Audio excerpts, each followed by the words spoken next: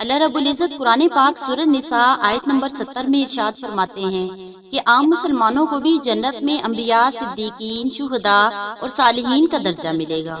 کون سے ایسے کام ہے کہ ایک عام بندہ بھی اتنے بڑے درجات پر فائز ہو سکتا ہے؟ جنت میں بلند درجے والے جنتی اور پست درجے والے جنتی آپس میں کیسے ملاقات کریں گے؟ اور کیا یہ چار درجے یعنی انبیاء، صدیقین، شہداء اور صالحین کسی ایک آدمی کو مل سکتے ہیں؟ کیوں اور کیسے؟ جنت میں جنتیوں کے لیے درجات کی تقسیم کیسے ہوگی؟ آج کی ویڈیو میں جنت کے مختلف درجات اور ان درجات والے جنتیوں کی آپس میں ملاقات کی مختلف صورتیں ذکر کی جائیں گی۔ ویڈیو سٹارٹ کرنے سے پہلے آپ ناظرین سے درخواست ہے کہ اگر آپ کو ہماری ویڈیوز پسند آتی ہیں تو کائنڈلی ویڈیو کو لائک کر دیجئے، اور اگر آپ ہمارے چینل پر پہلی دفعہ آئے ہیں تو ہمارے چینل کو سبسکرائب کر لیجئے۔ بسم اللہ الرحمن الرحیم، شروع اللہ کے نام سے جو بڑا مہربان نہایت رحم فرمانے والا ہے۔ محترم ناظرین و سامعین، السلام علیکم ورحمۃ اللہ وبرکاتہ۔ ناظرین، جو لوگ ان تمام چیزوں پر عمل کریں گے جن کے کرنے کا حکم اللہ تعالیٰ اور اس کے رسول صلی اللہ علیہ وآلہ وسلم نے دیا ہے، ان تمام چیزوں سے پرہیز کریں گے جن کے کرنے سے اللہ تعالیٰ اور اس کے رسول صلی اللہ علیہ وآلہ وسلم نے منع فرمایا ہے، تو عمل کے اعتبار سے ان کے مختلف درجات ہوں گے۔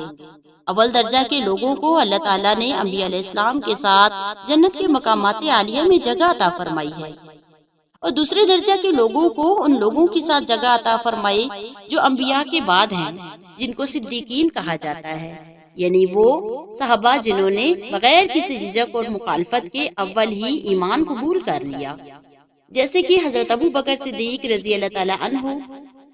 پھر تیسرے درجہ کے حضرات شہداء کے ساتھ ہوں گے، اور شہداء وہ لوگ ہیں جنہوں نے اللہ تعالیٰ کی راہ میں اپنی جان اور مال قربان کر دیا۔ پھر چوتھے درجہ کے حضرات صلحاء کے ساتھ ہوں گے، اور صلحاء وہ لوگ ہیں جو اپنے ظاہر و باطن میں اعمال صالحہ کے پابند ہیں۔ خلاصہ یہ ہے کہ اللہ تعالیٰ اور اس کے رسول صلی اللہ علیہ وآلہ وسلم کی مکمل اطاعت کرنے والے ان حضرات کے ساتھ ہوں گے جو اللہ تعالیٰ کے نزدیک سب سے زیادہ معزز، مقبول اور معتبر ہیں، جن کے چار درجے بتلائے گئے ہیں: انبیاء، صدیقین، شہداء اور صالحین۔ یہ آیت ایک خاص واقعہ کی بنا پر نازل ہوئی جس کو امام تفسیر حافظ ابن کثیر رحمۃ اللہ علیہ نے متعدد اسانید سے نقل کیا ہے۔ واقعہ یہ ہے کہ حضرت عائشہ صدیقہ رضی اللہ تعالیٰ عنہ فرماتی ہیں، ایک روز ایک صحابی رسول اللہ صلی اللہ علیہ وآلہ وسلم کی خدمت میں حاضر ہوئے اور عرض کیا، یا رسول اللہ، میرے دل میں آپ کی محبت اپنی جان سے بھی زیادہ ہے، اپنی بیوی سے بھی، اپنی اولاد سے بھی، اور بعض اوقات اپنے گھر میں بے چین رہتا ہوں، یہاں تک کہ آپ کی خدمت میں حاضر ہو کر آپ کی زیارت کر لوں۔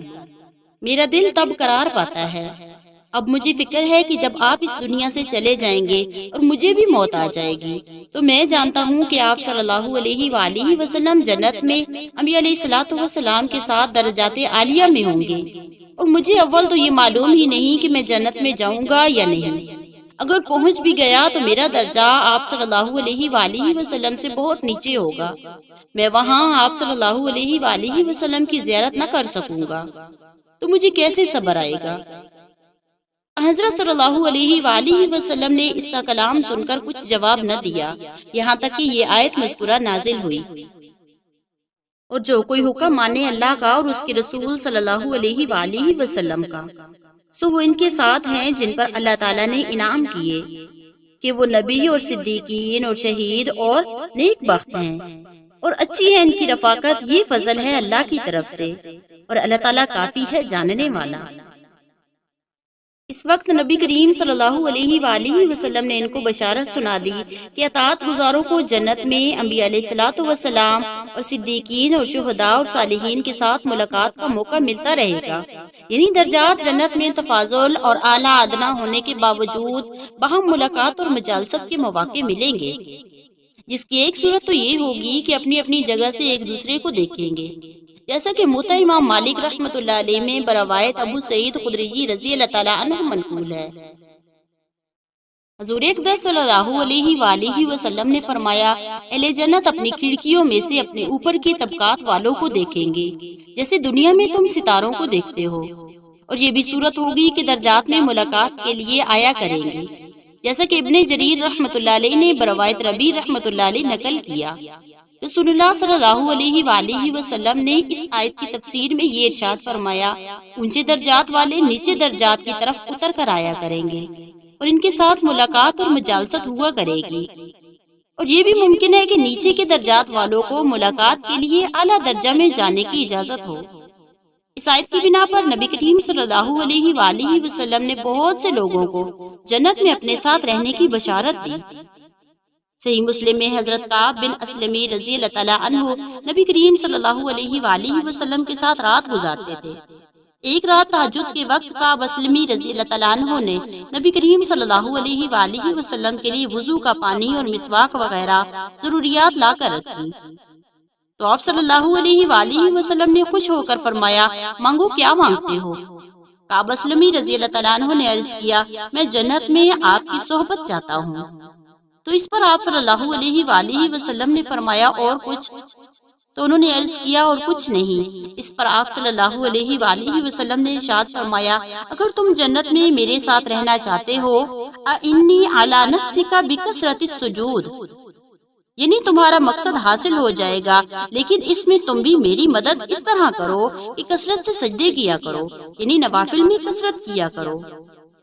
مسند احمد میں نقل کیا گیا ہے کہ رسول اللہ صلی اللہ علیہ وآلہ وسلم کے پاس ایک شخص آیا اور عرض کیا، یا رسول اللہ، میں اس بات کی شہادت دے چکا ہوں کہ اللہ کے سوا کوئی عبادت کے لائق نہیں، اور یہ کہ آپ صلی اللہ علیہ وآلہ وسلم اللہ کے سچے رسول ہیں، اور میں 5 وقت کی نماز کا بھی پابند ہوں اور زکوٰۃ بھی ادا کرتا ہوں اور رمضان کے روزے بھی رکھتا ہوں۔ یہ سن کر رسول اللہ صلی اللہ علیہ وآلہ وسلم نے فرمایا، جو شخص اس حالت میں مر جائے وہ انبیاء، صدیقین اور شہداء کے ساتھ ہوگا، بشرطے کہ اپنے ماں باپ کی نافرمانی نہ کرے۔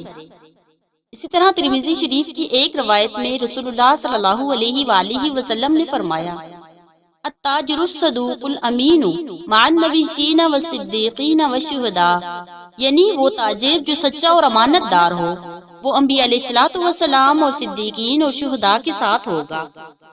رسول اللہ صلی اللہ علیہ وآلہ وسلم کی صحبت اور رفاقت آپ صلی اللہ علیہ وآلہ وسلم کے ساتھ محبت کرنے سے حاصل ہوگی۔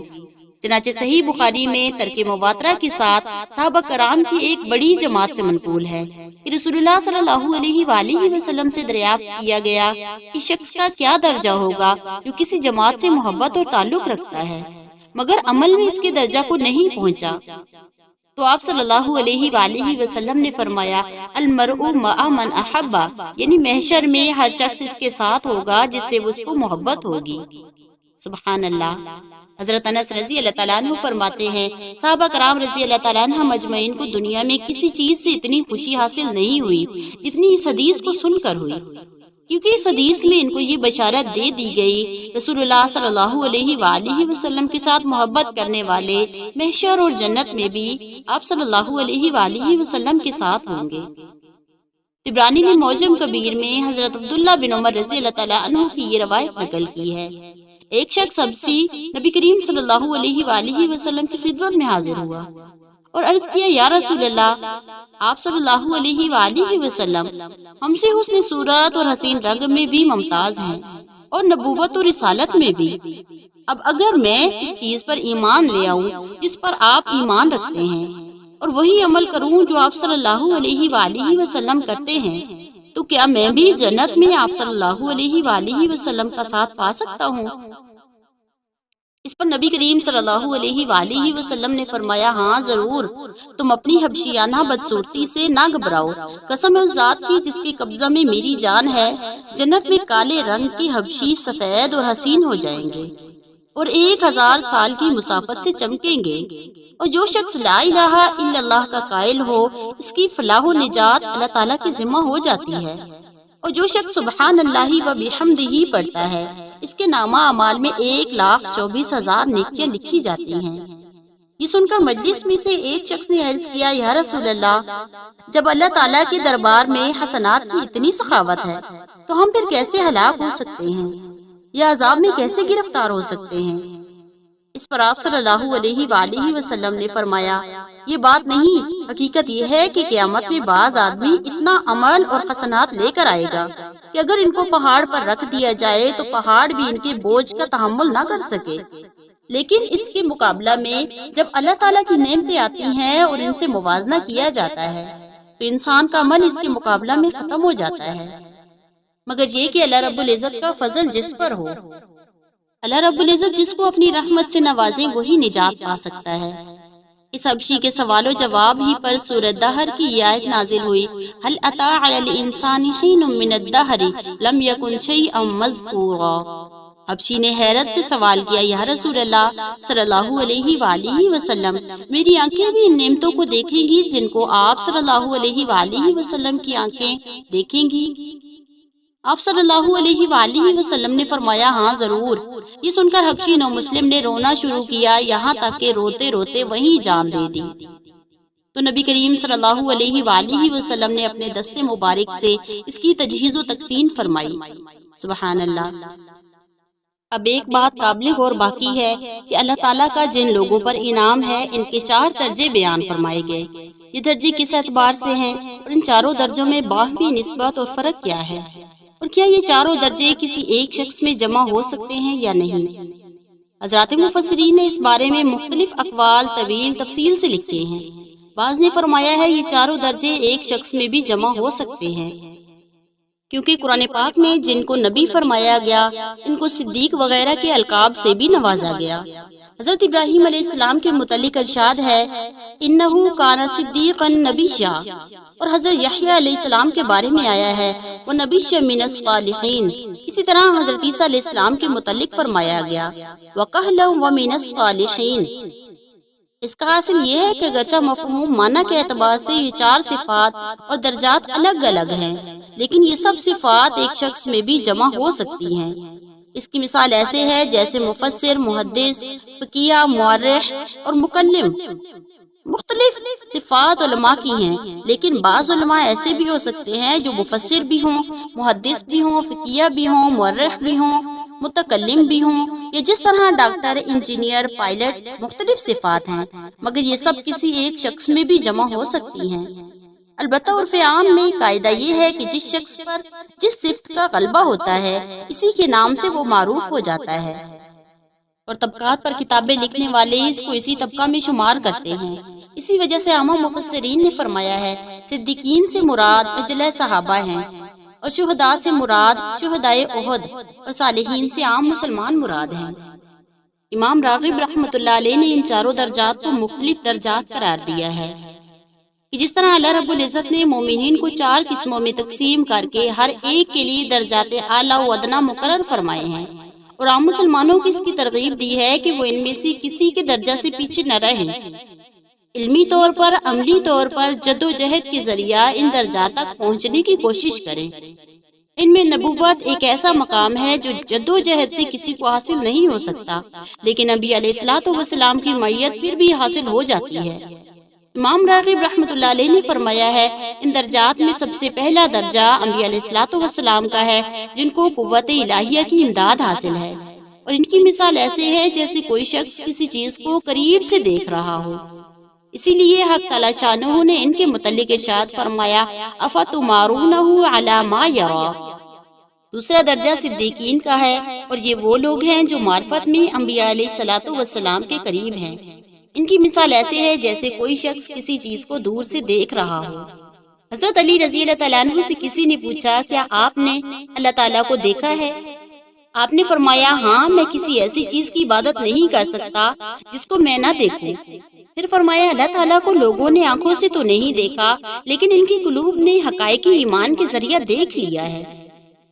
اس دیکھنے سے حضرت علی رضی اللہ تعالیٰ عنہ کی مراد اسی قسم کی رؤیت ہے۔ ان کی معرفت علمی مثل دیکھنے کے ہے۔ تیسرا درجہ شہداء کا ہے۔ یہ وہ لوگ ہیں جو مقصود کو دلائل و براہین کے ذریعہ جانتے ہیں، مشاہدہ نہیں ہے۔ ان کی مثال ایسی ہے جیسے کوئی شخص کسی چیز کو آئینہ میں قریب سے دیکھ رہا ہو۔ جیسے حضرت حافظہ رضی اللہ تعالیٰ عنہ نے فرمایا، مجھے یہ محسوس ہوتا ہے کہ میں اپنے رب کریم کی عرش کو دیکھ رہا ہوں۔ اللہ اکبر۔ اور حدیث ان تعبد اللہ کأنک تراہ، اس میں بھی اس قسم کی رؤیت مراد ہے، یعنی گویا کہ تو اس طرح اللہ تعالیٰ کی عبادت کر جیسے تو اس کو دیکھ رہا ہے۔ اور چوتھا درجہ صالحین کا یہ ہے کہ یہ لوگ مقصود کو تقلید اتباع کے ذریعہ پہچانتے ہیں۔